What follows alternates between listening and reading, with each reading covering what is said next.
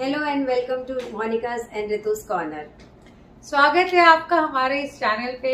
आज हम एक बहुत ही अच्छे संवेदनशील मुद्दे पे बात करने वाले हैं जिसके बारे में आपको बताएंगी मोनिका, और जो कि मैंने उस पल को महसूस किया है। तो उसके क्या क्या दुष्परिणाम होते हैं, क्या क्या अच्छे परिणाम होते हैं, उसके बारे में मैं आपको बताऊंगी। तो ओवर टू मोनिका। हम आज मेनोपॉज के बारे में डिस्कस करेंगे, जो कि ये एक फेज है जो हर औरत को इससे गुजरना पड़ता है, और ये इसका एज का दायरा है 45 टू 55 इयर्स। सो ऐसा कोई भी नहीं है जो इससे अछूता रहा हो, तो ये हर औरत को फेस करना पड़ता है। तो इस एज के इसमें प्रॉब्लम्स बहुत सारी होती हैं लेडीज को, पर वो यूजुअली उस चीज को समझ नहीं पाती हैं। जैसे कि उनको स्लीप डिसऑर्डर होता है, फिर उनको हॉट फ्लैशेस आते हैं, इनसोम्निया जैसा होता है, मतलब और बहुत सारी चीजें हमें रितु बताएंगी। So over to you Ritu. मैं बिल्कुल ही मोनिका ने जो कहा उसमें 100% श्योरिटी बोलती हूँ। और कभी कभी इसके साथ मोनिका में एक दो लाइन और जोड़ना चाहूँगी कि हमको समझ नहीं आता है कि हमको हो क्या रहा है। और हमारे इंडिया में ऑलमोस्ट औरतों को उसके साथ कुछ भी होता है तो वो एक तो लेट को बहुत करती हैं कि ठीक है, नॉर्मल है, होता होगा करके हम इग्नोरेंस करते हैं। ओके।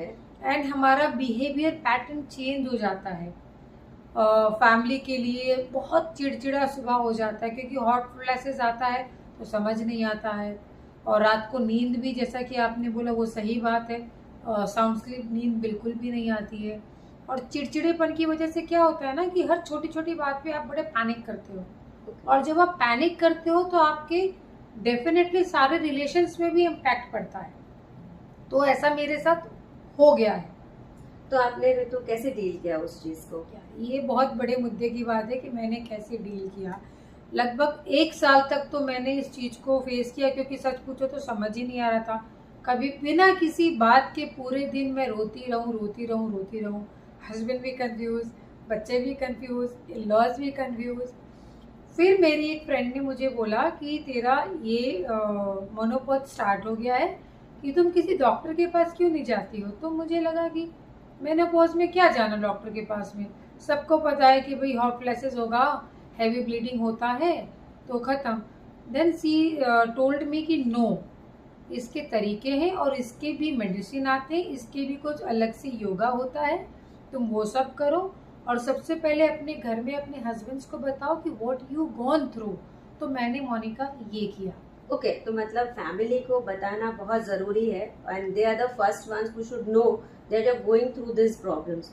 तो उसमें आपके हस्बैंड ने और आपके बच्चों ने आपकी मदद की उससे बाहर निकलने में? बहुत ही मदद की, क्योंकि जब उनको पता चल गया तो कई बारी तो होता था कि अगर खाना ठंडा है तो वो मुझे नहीं बोलते थे कि खाना गर्म करो। ये थोड़ा फनी है, लेकिन वो खुद से कर लेते थे।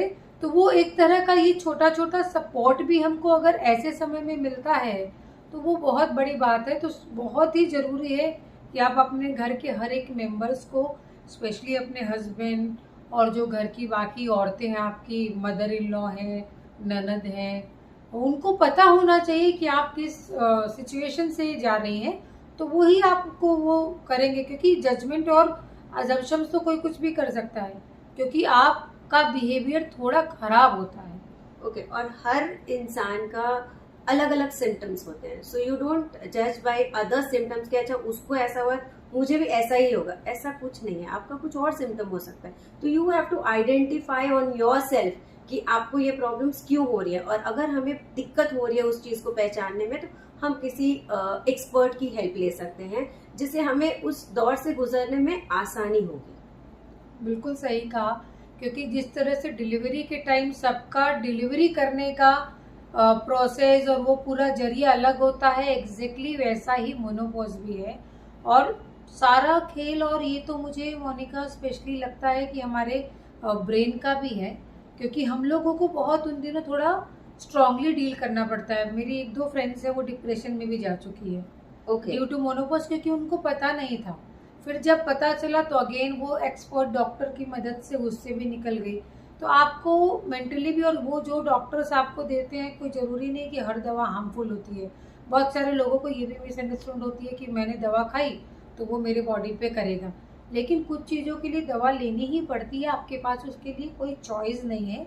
फिर मेडिटेशन करो, आप योगा करो, वो सारी चीज़ें आपको डॉक्टर एक्सपर्ट्स जो होते हैं वो आपको बताएंगे, लेकिन जाने के लिए कदम तो आपको ही उठाना है। तो हमें अपने आप को पहले तैयार करना होगा इस सिचुएशन के लिए, मेंटली एक्सेप्ट करना होगा कि we are going through this phase and it's okay to tell others that you are not okay. So go ahead and share your problems with your loved ones and वो आपकी जरूर मदद करेंगे इसमें। सो इसी बात पे don't forget like, subscribe, comment and share to our channel. Thank you.